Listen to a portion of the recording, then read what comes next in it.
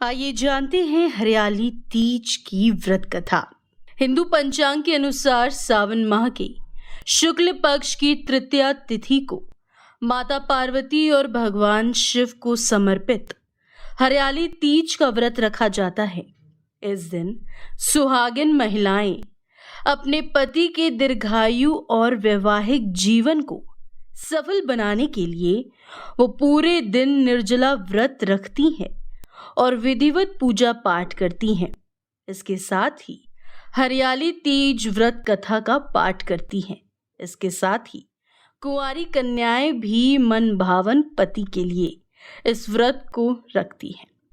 माना जाता है कि हरियाली तीज के दिन माता पार्वती और शिवजी की आराधना सच्चे मन से करने से सारी कामना जरूर पूर्ण होती है। अगर आप भी हरियाली तीज का व्रत इस बार रख रहे हैं तो इस व्रत कथा को जरूर पढ़ें, क्योंकि हरियाली तीज व्रत कथा के बिना व्रत पूरा नहीं माना जाता है। तो आइए जानते हैं संपूर्ण व्रत कथा।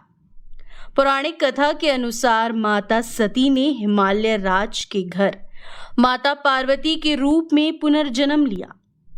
माता पार्वती ने बचपन से ही भगवान शिव को पति रूप में पाने की कामना कर ली थी।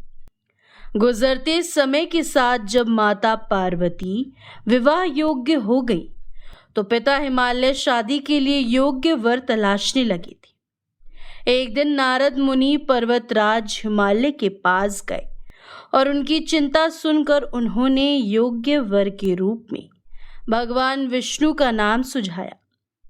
हिमालय राज को भी भगवान विष्णु दामाद के रूप में पसंद आए और उन्होंने अपनी रजामंदी दे दी। पिता हिमालय की रजामंदी को जानकर माता पार्वती चिंतित हो गई, क्योंकि उन्होंने भगवान शंकर को पति रूप में पाने की कामना पहले से ही कर रखी थी। इसीलिए भगवान शिव को पाने के लिए वो एकांत जंगल में जाकर तपस्या करने का संकल्प लिया। वहां पर उन्होंने रेत से एक शिवलिंग बनाया और अपनी तपस्या करने लगी। एकांत जंगल में माता पार्वती ने कठोर तपस्या की। माता की तपस्या से प्रसन्न होकर भगवान शिव ने उनकी इच्छा पूर्ण होने का आशीर्वाद भी दे दिया।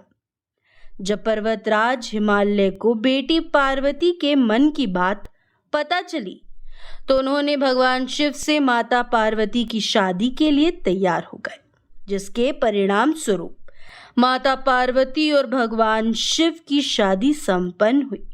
तभी से इस दिन को हरियाली तीज के रूप में मनाया जाता है।